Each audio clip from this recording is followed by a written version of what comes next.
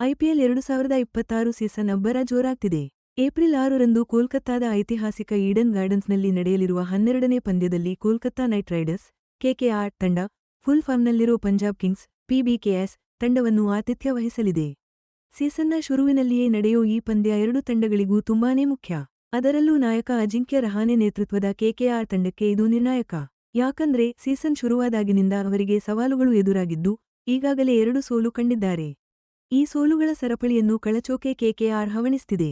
ಇದಕ್ಕೆ ತದ್ವಿರುದ್ಧವಾಗಿ ಮಾಜಿ night rider Shreyas Iyer ನಾಯಕತ್ವದ ಪಂಜಾಬ್ ಕಿಂಗ್ಸ್ ತಂಡ ಭರ್ಜರಿ ಪ್ರದರ್ಶನ ನೀಡಿ 2 ಗೆಲುವುಗಳೊಂದಿಗೆ ಕೋಲ್ಕತ್ತಾಗೆ ಕಾಲಿಟ್ಟಿದೆ. ಪಾಯಿಂಟ್ಸ್ ಟೇಬಲ್ನಲ್ಲಿ ತಮ್ಮ ಸ್ಥಾನ ಭದ್ರಪಡಿಸಿಕೊಳ್ಳೋಕೆ ಹ್ಯಾಟ್ರಿಕ್ ಗೆಲುವಿನ ಮೇಲೆ ಕಣ್ಣಿಟ್ಟಿದೆ. ಕೆಕೆಆರ್ನ ತವರು ನೆಲದಲ್ಲಿ ನಡೆಯೋ ಈ ಕಾದಾಟ ಎರಡೂ ಫ್ರಾಂಚೈಸಿಗಳಿಗೂ ಅತಿ ಮುಖ್ಯ. ಯಾಕಂದ್ರೆ 84 ಪಂದ್ಯಗಳ ಈ ಸುದೀರ್ಘ ಸೀಸನ್ನಲ್ಲಿ ಇಬ್ಬರೂ ಹೇಗೆ ಮುಂದುವರಿಯುತ್ತಾರೆ ಅನ್ನೋದಕ್ಕೆ ಇದೊಂದು ಮಹತ್ವದ ಸೂಚನೆ ನೀಡಲಿದೆ. ಎರಡೂ ತಂಡಗಳಲ್ಲೂ ಘಟಾನುಘಟಿ ಆಟಗಾರರಿದ್ದಾರೆ. ಕೋಲ್ಕತ್ತಾ ನೈಟ್ ರೈಡರ್ಸ್ ತಂಡದ ನಾಯಕ ಅಜಿಂಕ್ಯ ರಹಾನೆ. ಇವರ ನೇತೃತ್ವದ ತಂಡದಲ್ಲಿ ರೋಮನ್ ಪೊವೆಲ್, ಮನೀಶ್ ಪಾಂಡೆ ಅವರಂತಹ ಸ್ಟಾರ್ ಬ್ಯಾಟರ್ಗಳಿದ್ದಾರೆ. ಮಧ್ಯಮ ಕ್ರಮಾಂಕದ ಬ್ಯಾಟರ್ ಆಗಿರುವ ರೋಮನ್ ಪೊವೆಲ್ 2025ರ ಸೀಸನ್ಗೂ ಮುಂಚೆಯೇ ಕೆಕೆಆರ್ ಸೇರಿಕೊಂಡಿದ್ದರು. 2026ರ ಐಪಿಎಲ್ ಹರಾಜಿನಲ್ಲಿ ಇವರನ್ನ $1.50 ಕೋಟಿ ರೂಪಾಯಿಗೆ ಖರೀದಿಸಲಾಗಿದೆ. ಪವರ್ ಹಿಟ್ಟಿಂಗ್ಗೆ ಇವರು ಹೆಸರುವಾಸಿ. ಅನುಭವಿ ಭಾರತೀಯ ಬ್ಯಾಟರ್ ಮನೀಶ್ ಪಾಂಡೆ 2024ರಲ್ಲಿ ಕೆಕೆಆರ್ಗೆ ಮರಳಿದ್ದರು. 2026ರಲ್ಲೂ ಫ್ರಾಂಚೈಸಿಯಲ್ಲೇ ಮುಂದುವರಿದಿರುವ ಇವರು ಸಾಕಷ್ಟು ಅನುಭವ ಹೊಂದಿದ್ದಾರೆ. ಇನ್ನು ಪಂಜಾಬ್ ಕಿಂಗ್ಸ್ ತಂಡದ ಸಾರಥ್ಯ ವಹಿಸೋದು ನಾಯಕ ಶ್ರೇಯಸ್ ಅಯ್ಯರ್. ಇವರು 2024ರಲ್ಲಿ ಕೆಕೆಆರ್ಗೆ ಪ್ರಶಸ್ತಿ ಗೆಲ್ಲಿಸಿಕೊಟ್ಟ ಬಳಿಕ ಪಂಜಾಬ್ ಕಿಂಗ್ಸ್ ತಂಡಕ್ಕೆ ಬಂದವರು. ಇವರ ಬೌಲಿಂಗ್ ವಿಭಾಗಕ್ಕೆ ಬಲ ತುಂಬೋದು ಆಸ್ಟ್ರೇಲಿಯಾದ ವೇಗಿ ಕಸೇವಿಯರ್ ಬಾರ್ಟ್ಲೆಟ್. ಇವರು 2025ರ ಐಪಿಎಲ್ನಲ್ಲಿ ಪದಾರ್ಪಣೆ ಮಾಡಿದ್ದು, 2026ರ ಹರಾಜಿನಲ್ಲಿ ಪಂಜಾಬ್ ಕಿಂಗ್ಸ್ 80 ಲಕ್ಷ ರೂಪಾಯಿಗೆ ಖರೀದಿಸಿದೆ.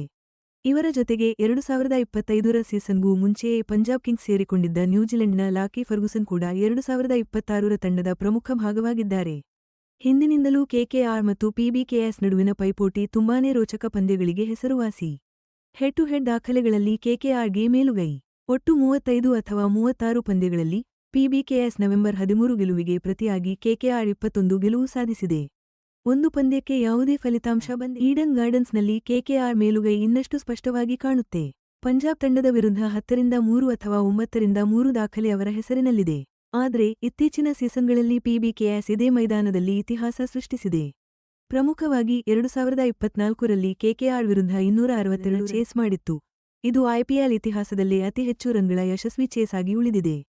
ಈ ಪಂದ್ಯಕ್ಕೆ ಈಡನ್ ಗಾರ್ಡನ್ಸ್ ಪಿಚ್ ಹೇಗಿರಬಹುದು ಅಂದ್ರೆ, ಬ್ಯಾಟ್ಸ್ಮನ್ಗಳಿಗೆ ಅನುಕೂಲಕರವಾದ ಟ್ರೂ ಬೌನ್ಸ್ ಇರುವ ಪಿಚ್ ಆಗಿರಬಹುದು. ಹೀಗಾಗಿ ಹೆಚ್ಚು ರನ್ಗಳ ಪಂದ್ಯಕ್ಕೆ ಇದು ಸೂಕ್ತವಾಗಿದೆ. ಸಾಂಪ್ರದಾಯಿಕವಾಗಿ ಸ್ಪಿನ್ನರ್ಗಳಿಗೆ ಹೆಚ್ಚು ಸಹಕಾರಿಯಾಗಿ ಇತ್ತೀಚಿನ ಪಂದ್ಯಗಳಲ್ಲಿ ಇದು ಹೈ ಆಕ್ಟೇನ್ ಬ್ಯಾಟಿಂಗ್ ಪ್ಯಾರಡೈಸ್ ಆಗಿ ಬದಲಾಗಿದೆ. ಹೂಗ್ಲಿ ನದಿಗೆ ಹತ್ತಿರ ಇರೋದ್ರಿಂದ ಸೀಮರ್ಗಳಿಗೆ ಆರಂಭದಲ್ಲಿ ಸ್ವಿಂಗ್ ಸಿಗಬಹುದು. ಆದ್ರೆ ಏಪ್ರಿಲ್ ತಿಂಗಳ ರಾತ್ರಿಗಳಲ್ಲಿ ಗಮನಾರ್ಹ ಇಬ್ಬನಿ ಅಂಶ ಡ್ಯೂ ಫ್ಯಾಕ್ಟರ್ ನಿರೀಕ್ಷಿಸಲಾಗಿದೆ. ಇದು ಸಾಮಾನ್ಯವಾಗಿ ಎರಡನೇ ಬ್ಯಾಟಿಂಗ್ ಮಾಡುವ ತಂಡಕ್ಕೆ ದೊಡ್ಡ ಲಾಭ ಕೊಡುತ್ತೆ. ಪಿಚ್ ಪರಿಸ್ಥಿತಿ ಹಾಗೂ ಎರಡೂ ತಂಡಗಳ ಪ್ರಸ್ತುತ ಫಾರ್ಮ್ ನೋಡಿದ್ರೆ ಈ ಪಂದ್ಯದಲ್ಲಿ ರಣತಂತ್ರಗಳು ತುಂಬಾ ಮುಖ್ಯ ಆಗಲಿವೆ. ಅಬ್ಬರದ ಟಾಪ್ ಆರ್ಡರ್ ಈಡನ್ ಗಾರ್ಡನ್ಸ್ ಪಿಚ್ನ ನಿಜವಾದ ಬೌನ್ಸನ್ನು ಭರ್ಜರಿ ಬ್ಯಾಟಿಂಗ್ಗೆ ಚೆನ್ನಾಗಿ ಬಳಸಿಕೊಳ್ಳುವ ನಿರೀಕ್ಷೆಯಿದೆ. ಇತ್ತ ಕೆಕೆಆರ್ ತಮ್ಮ ಬೌಲಿಂಗ್ ವಿಭಾಗದಲ್ಲಿ, ಅದರಲ್ಲೂ ಪೇಸ್ ಬೌಲಿಂಗ್ನಲ್ಲಿ ಅಷ್ಟಾಗಿ ಬಲ ಇಲ್ಲದೆ ಸವಾಲು ಎದುರಿಸುತ್ತಿದೆ. ಹಾಗಾಗಿ ಆಕ್ರಮಣಕಾರಿ ಬ್ಯಾಟಿಂಗ್ ಲೈನ್ ಅಪ್ನ ನಿಯಂತ್ರಿಸೋದು ಅವರಿಗೆ ನಿಜಕ್ಕೂ ಕಷ್ಟವಾಗಬಹುದು. ಇನ್ನು ಇನ್ನಿಂಗ್ಸ್ನ ಎರಡನೇ ಭಾಗದಲ್ಲಿ ಇಬ್ಬನಿಯ ಪರಿಣಾಮ ಕೆಕೆಆರ್ ಬೌಲಿಂಗ್ಗೆ ಇನ್ನಷ್ಟು ತೊಂದರೆ ಕೊಡಬಹುದು. ಹಾಗಾಗಿ ಚೇಸಿಂಗ್ ಇಲ್ಲಿ ಉತ್ತಮ ತಂತ್ರವಾಗುವ ಸಾಧ್ಯತೆ ಇದೆ. ರಗೆ ಈ ಪಂದ್ಯ ತಮ್ಮ ಅಭಿಯಾನಕ್ಕೆ ಜೀವ ತುಂಬಿ ಪಾಯಿಂಟ್ಸ್ ಟೇಬಲ್ನ ಕೊನೆಯ ಸ್ಥಾನದಿಂದ ಮೇಲೆ ಬರಲು ಸಿಕ್ಕಿರುವ ಸುವರ್ಣಾವಕಾಶ.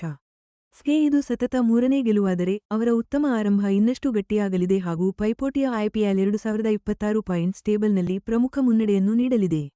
ಐಪಿಎಲ್ 2026 ಪಾಯಿಂಟ್ಸ್ ಟೇಬಲ್ನಲ್ಲಿ ಒಂದು ಗೆಲುವಿಗೆ 2 ಪಾಯಿಂಟ್ಸ್ ಸಿಗುತ್ತೆ. ಜೊತೆಗೆ ನೆಟ್ ರನ್ ರೇಟ್ ಎನ್ಆರ್ಆರ್ ಕೂಡ ನಿರ್ಣಾಯಕ ಟೈ ಬ್ರೇಕರ್ ಆಗಿರೋದ್ರಿಂದ ಪ್ಲೇಆಫ್ ಸ್ಥಾನ ಗಿಟ್ಟಿಸಿಕೊಳ್ಳಲು ಪ್ರತಿ ರನ್, ಪ್ರತಿ ವಿಕೆಟ್ ಕೂಡ ಮಹತ್ವ ಪಡೆಯಲಿದೆ. ಈ 2026ರ ಐಪಿಎಲ್ ಸೀಸನ್ ವಿಸ್ತರಿತ ಸ್ವರೂಪದಲ್ಲಿರುವುದು ವಿಶೇಷ. ಮಾರ್ಚ್ 28ರಿಂದ ಮೇ 31ರವರೆಗೆ ಒಟ್ಟು 84 ಪಂದ್ಯಗಳು ನಡೆಯಲಿವೆ. ಬಹುತೇಕ ಡಬಲ್ ರೌಂಡ್ ರಾಬಿನ್ ಮಾದರಿಯನ್ನ ಹೊಂದಿರುವ ಈ ದೊಡ್ಡ ಸೀಸನ್ 10 ತಂಡಗಳಿಗೂ ಬಲವಾದ ಸ್ಕ್ವಾಡ್ಗಳು ಮತ್ತು ಸ್ಥಿರವಾದ ಪ್ರದರ್ಶನ ಬೇಕೇ ಬೇಕು ಅಂತ ಒತ್ತಾಯಿಸುತ್ತೆ. ಟೂರ್ನಮೆಂಟ್ ಲೀಗ್ ಜೊತೆಗೆ ಪ್ಲೇಆಫ್ ಫಾರ್ಮ್ಯಾಟ್ನಲ್ಲೇ ಮುಂದುವರಿಯುತ್ತೆ. ಲೀಗ್ ಹಂತದ ನಂತರ ಟಾಪ್ 4 ತಂಡಗಳು ಪ್ಲೇಆಫ್ಗೆ ಹೋಗುತ್ತವೆ. ಅಲ್ಲಿ ಕ್ವಾಲಿಫೈಯರ್ 1, ಎಲಿಮಿನೇಟರ್ ಮತ್ತೆ ಕ್ವಾಲಿಫೈಯರ್ 2 ಪಂದ್ಯಗಳು ನಡೆಯುತ್ತವೆ. ಅಂತಿಮವಾಗಿ ಫೈನಲ್ ನಡೆಯುತ್ತೆ. ಕೆಕೆಆರ್ ಮತ್ತೆ ಪಿಬಿಕೆಎಸ್ ಮುಖಾಮುಖಿಯಾಗ್ತಿರೋದ್ರಿಂದ ಈ ಫಲಿತಾಂಶ ಅವರ ಸದ್ಯದ ಪಾಯಿಂಟ್ಸ್ ಟೇಬಲ್ ಮೇಲೆ ಮಾತ್ರ ಅಲ್ಲ, ಬದಲಿಗೆ ಸೀಸನ್ ಪೂರ್ತಿ ನಡೆಯುವ ಪ್ಲೇಆಫ್ ಲೆಕ್ಕಾಚಾರಗಳ ಮೇಲೂ ಪರಿಣಾಮ ಬೀರುತ್ತೆ. ಒಂದು ರೋಚಕ ಪಂದ್ಯಕ್ಕೆ ವೇದಿಕೆ ಸಿದ್ಧವಾಗಿದೆ. ಈ ಐಪಿಎಲ್ ವೈರತ್ವದ ಸಮೃದ್ಧ ಇತಿಹಾಸದಲ್ಲಿ ಮತ್ತೊಂದು ಹೊಸ ಅಧ್ಯಾಯವನ್ನ ಬರೆಯಲಿದೆ.